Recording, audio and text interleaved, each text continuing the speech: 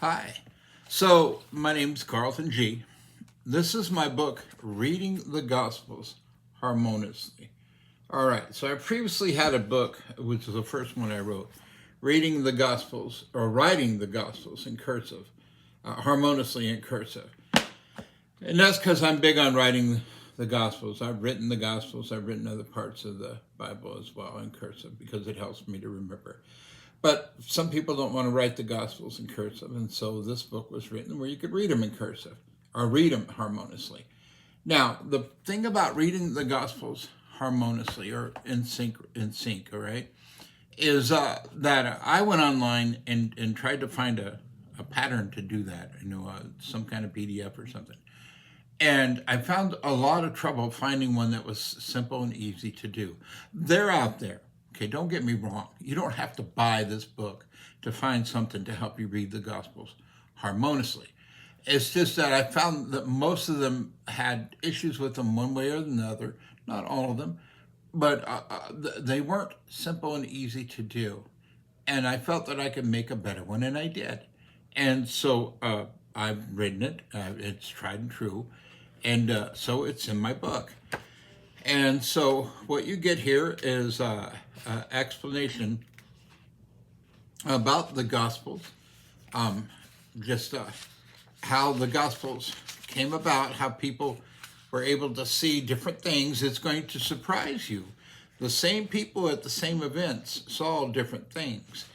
And if you've ever noticed, especially if you've had children, and something happened, and you go over and ask them what happened, and even with adults, if you go to a party or something with adults, and there's a scuffle or something, and you go over there and you ask what happened, you're going to get different stories from different groups of people, and they were all at the same party, and it's all the same thing, but they saw things differently. And so the Gospels kind of shows you how they saw things differently. I kind of show you a little bit who the disciples or the disciples were who wrote the Gospels: Matthew, Mark, Luke, and John.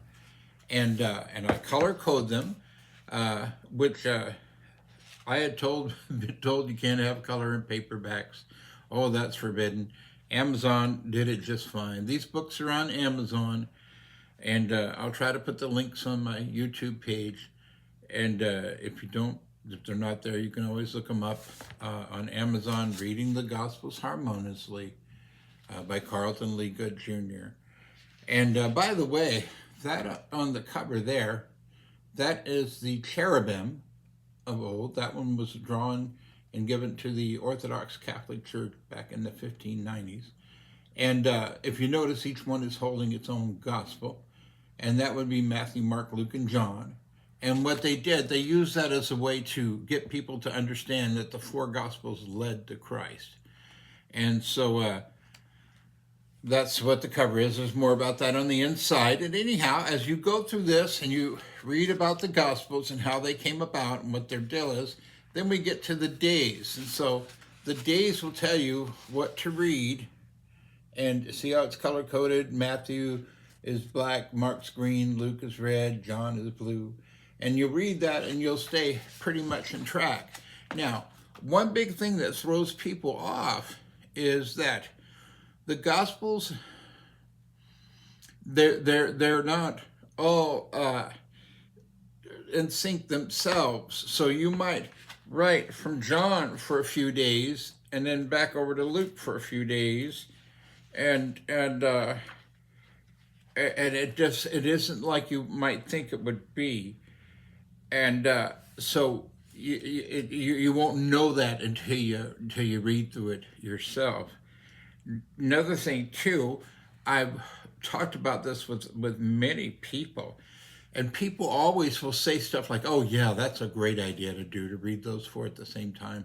Oh, it's a good idea." And then I'll find out that seldom people have.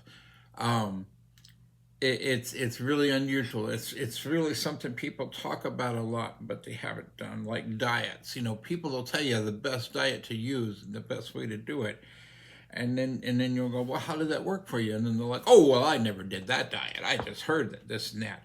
So you can read through the Gospels in less than 100 days, And it takes about an hour or two a day, not really 2 hours, about an hour, hour and a half. And the book will tell you all about it and section it out for you on day 40 and all these different days. And then you'll get through it. And hopefully your reading will increase and you'll really enjoy it. And I would hope that you'll get in the habit of reading the Bible daily and reading about an hour or so daily. And really kind of get an attraction to it. I really enjoy reading the Bible. And like I said before, I actually write it down. I do handwriting, but that's because I needed something to bring my attention to it more. Also, this comes in Spanish. So there's a Spanish version as well. And people ask me if I know Spanish. Not really. I can read Spanish if I have a primer, English primer next to me. I can go back and forth. And I can understand just enough Spanish to keep myself out of trouble. But no, I don't speak Spanish. I use a translator. And so that would be the truth about Spanish. So I'm not sitting over here just writing books in Spanish and in English. I write my book in English, and then I use a translator to commit it to Spanish. So those two are for sale. I think these are $9.99. I think it might be. I believe it's what they're going for. They're not going for more than that. And so these are on reading the Gospels harmoniously, and then this was writing the Gospels harmoniously in cursive, which is my favorite. They're similar in the track on how to go through the Gospels, right? That's going to be similar, but they got different stories. The story about the cherubim here is different than the stories in here, and how to write in cursive is different. And they tell you about the different people who kind of brought the Gospels together a little bit. Now, that's not going to be the bottom line on the Gospels. You know, it's not college level, okay? But it's for the layman, okay? Anybody past the 6th grade can sit down with either one of these books and go through the Gospel and enjoy them. So what I would encourage you, if you want to enhance your knowledge of the Gospels, and maybe be the only person in your church who read them through harmoniously, to get a copy of my book. It's on the Amazon, and this is how my ministry stays afloat by my business. It's a different business model. I attend Warrior Notes School of Ministry, and one of our presidents that we're trying to do with this particular school, is we want all our ministries to be self-supporting. So we don't take donations from people. We want to be self-supporting. So we try to create businesses that support the ministry rather than having a ministry that supports the business.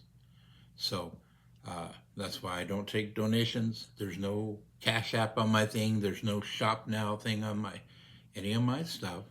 I do ask you to buy my books. Yeah, it takes money to do this, time and all that stuff, right? Of course.